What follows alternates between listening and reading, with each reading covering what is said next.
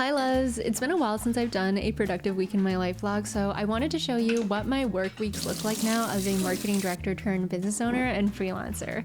I also wanted to show you how I've been using my M3 Max MacBook Pro for marketing, design, and content work, so here's how I started my week. Good morning! Oh my god, I'm feeling so thirsty today. I have been humming and hawing about purchasing the new MacBook Pro come September. I believe the M5 chip is coming out in September. This MacBook Pro that I have been working on is a few years old now. This is the M3 Max MacBook Pro. Since we're gonna have a very work-intensive week, I wanted to really just review how I feel about my current MacBook and decide whether or not I'm gonna go for the M5 chip. I feel like I have been developing some new workflows with my MacBook, using some new apps that I have been really enjoying. I feel like my tech stack right now is quite perfect.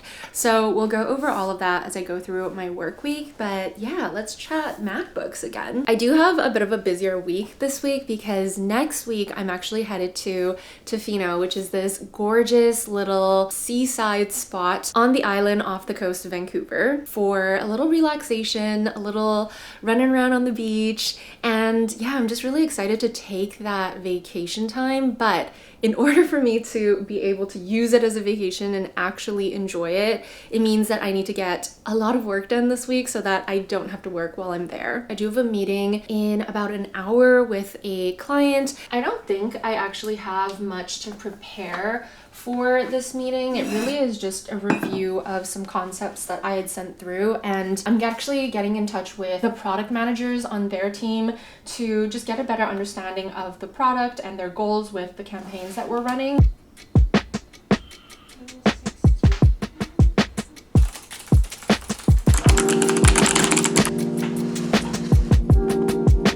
Hi. Quick question on your note. Yeah, I guess we can just wait for the beta and then I can rewrite the script to go with that. Meeting done. I think I'm gonna go run my errands now and head to the cafe, but I wanted to show you what I'm wearing today. I've been testing out these Still Here New York jeans and they just fit so well. Like, the length is pretty perfect on me. They're just like a true straight leg. They fit my waist really well. It's not as sunny today as it was yesterday, so I am wearing a sweater today. This is from Nothing Written. It's called the Pound sweater. And then to go with them, I am wearing these boat shoes from Cezanne. They are so beautiful. The color actually matches really, really well. But I think the thing I like most about these shoes is that they still actually give off more of a loafer look than just a regular boat shoe look, and they just look so good with blue jeans.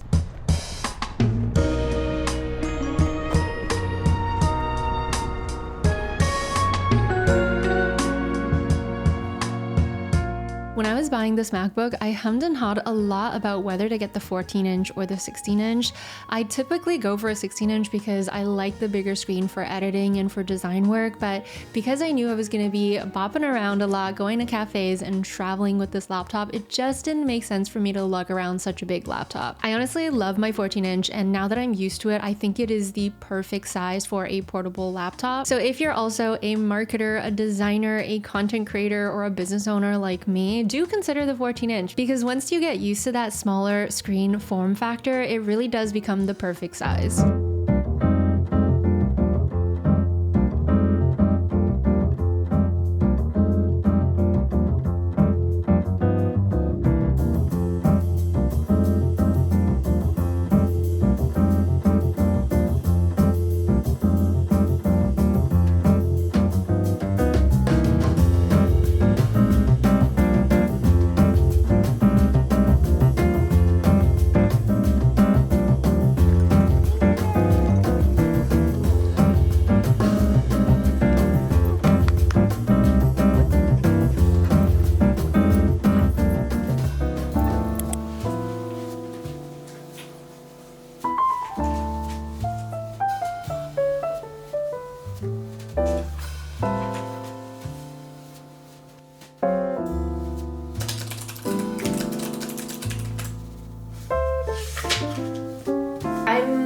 I like both, but if I'm walking around, I'd rather see more like neighborhoody, kind of like older areas.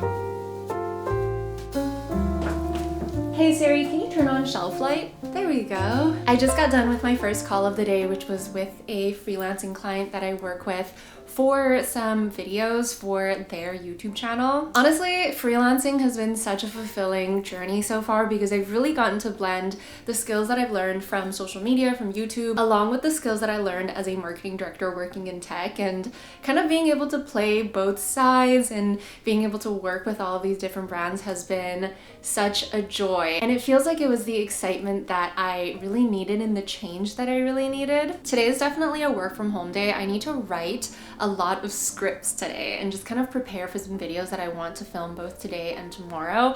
But also I have another client that I'm working with to help design their website. They're launching a new food related app. That's all I can say, but I've been helping them with kind of a homepage for their marketing site, as well as some landing pages that they can use for their launch, as well as for their influencer campaigns. So I am going to be working a lot within Figma, as well as Adobe Suite today. Recently, I have also been working on my own portfolio a little bit. One of the tools that I've been playing around with is actually Durable. They're a leading AI-powered website builder that was created for anyone that needs to build a website fast. So whether you are launching a business like my client is, or wanting to create a portfolio like I am, or even just wanting to create a blog or a landing page or some sort of a passion project website, they make it really easy for you to do that, because all you have to do is go through and chat with their AI, give it your details, and then within minutes, it'll actually create the entire website for you based on your prompts. I really like getting nitty-gritty and designing like each aspect of my website, but I do really appreciate tools like this that empower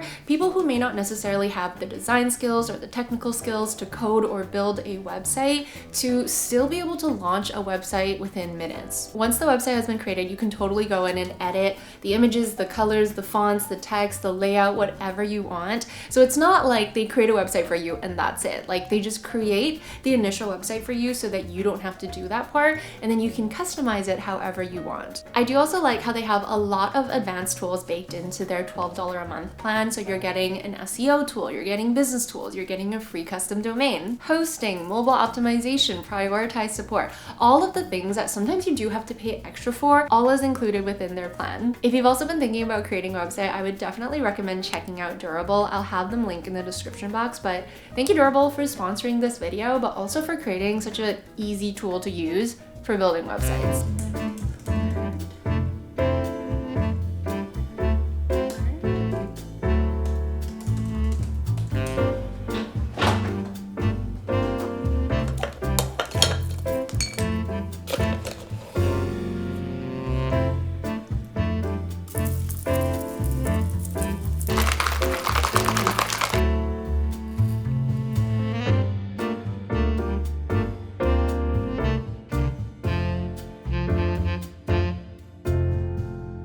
I will say the one thing that I can't fault this laptop for at all is its ability to multitask, because let me show you how many things I have going on right now. I am editing a video, so I have obviously my files open. I'm going through the files. I'm also going through some of the effects that I'm using in the file. I have my notes open still because I was taking notes, writing scripts, etc. I have Notion open, which has my content calendar, and another tab for my collabs.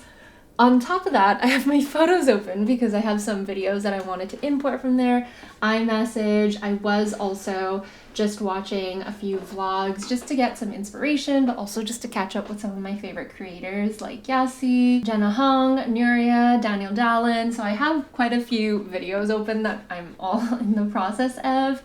I have some Google Maps pages open because I was doing a little bit of research for traveling. I don't know, I just have a ton of tabs open. If we go up to the two other desktops that I have open, I do have my calendar open and SparkMail open. So these two are pretty much always on my computer. I also do have Figma open because I was looking at some of my old thumbnails and trying to see how I can improve. So it is a lot of stuff. I mean, there's stuff running in the background still. There's like Microsoft Word, Adobe Acrobat, Discord, Screen Studio, Slack is running in the background, WhatsApp is running in the background. Like, it's a lot. I mean, it is a MacBook Pro, so you can expect that it will perform really well, even if you have a ton of apps open. The only time that I've noticed that it lags or there is a little bit of it going into overdrive is when I am rendering on After Effects and I have Premiere open and I have Figma open, but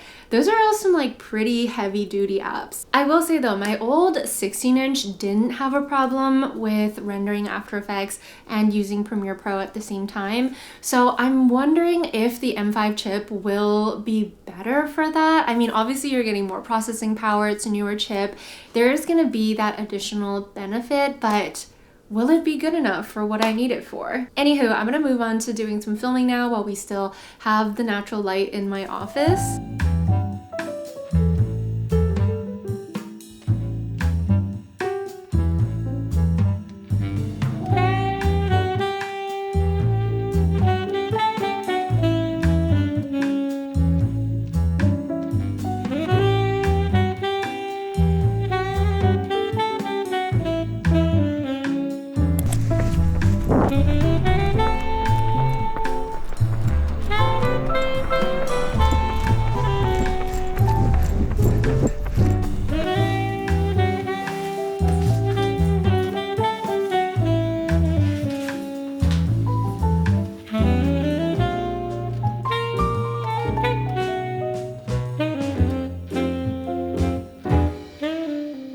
Good morning. If you see mess behind me, just ignore it because I've started packing for the trip. So yeah, let's just pretend that's not there. I'm actually making such good progress on the work that I need to get done this week. So I got a lot of scripting done, I got some writing done, I got some filming done. So we're in a good place for me leaving. However, there are a few more things that I just want to wrap up. It is a little bit tough when you are working for yourself, meaning you are working with clients. Like I'm working with brands on the content creation side, and then I'm working with clients on the freelancing side. And when you are working on couple of different projects at once, it can be hard to manage like expectations and timelines because you are not in control of all of these project timelines. You're kind of working at the mercy of your clients' timelines, especially when you then have some sort of a deadline that you're working under as well. So you're just project managing. You're trying to communicate expectations. You're just trying to get everything aligned so that you can do whatever you need to do. But nonetheless, I think we're good because we have systems and we have workflows. But on that note, I thought I would talk about some of the tools that I have been loving for design, for freelancing, for video creation, editing, all of that, as well as some of the tools that I'm currently using that help me manage multiple projects or multiple clients all at once. We'll start with the basics. For video editing, I use Premiere Pro and After Effects. I have kind of considered playing around with other video editors, but I've just been such a long time Adobe user that it feels hard. Like it's gonna obviously be a learning curve to switch to something else, and honestly it is one of the industry standard tools, so it makes me feel like what's the point of switching away? All my design work happens within Adobe Illustrator, Adobe Photoshop, and Figma. One tool that has really changed the game for me when it comes to screen recordings and video creation in that aspect is Screen Studio. I wish I knew about Screen Studio when I still worked in tech, because if you are a marketer in tech, or if you just work in tech and create any sort of video assets, this is going to be your best friend. It's essentially a screen recording tool that has a very intuitive AI like editing software built in. Since a lot of my clients right now as a freelancer are tech companies, this actually still ends up being one of the most used tools that I have on my MacBook. Moving on to some random little tools that really help me super boost my experience on the MacBook.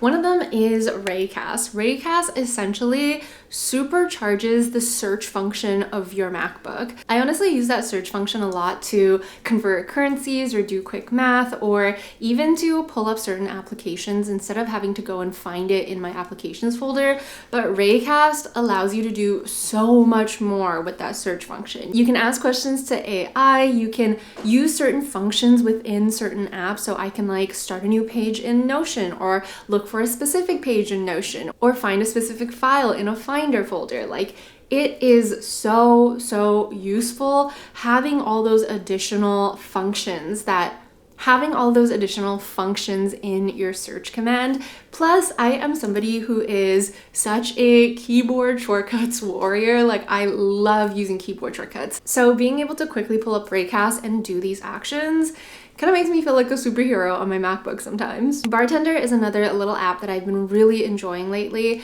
It essentially turns that menu bar at the top of your laptop into something that's customizable and personalizable. So you can choose the color, you can choose the spacing, you can choose whether you want the apps that you're currently using to show up all the time or whether you want them to hide, and do you want a drop-down menu or do you want to show all of them in a row? Like, having that little customization, I honestly didn't think would make that much of a difference when it comes to my user experience on my MacBook, but it kind of really has. Plus, being able to adjust the aesthetics of little details like that makes my MacBook feel more like my MacBook and my experience, and any apps that kind of help me with that, I always appreciate. I think the newest thing that I added to my workflow is Obsidian, which is this note-taking, second brain, digital garden sort of tool.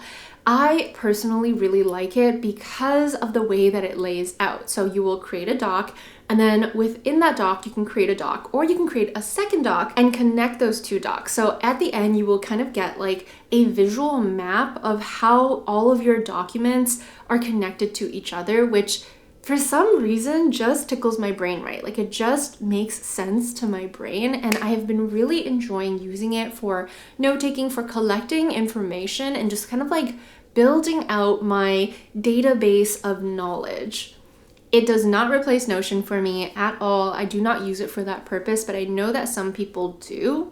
But personally, I kind of use it like my knowledge base. So SOPs, stuff that's going on with my business, stuff that I'm learning, notes from courses, they all kind of go into Obsidian, and then I can tie them together based on tags, based on keywords, and just see how everything relates. It's like a type A note organization dream. Okay, I'm getting a little bit hungry now, so I think I'm gonna go have some lunch and then continue on with the rest of my workday.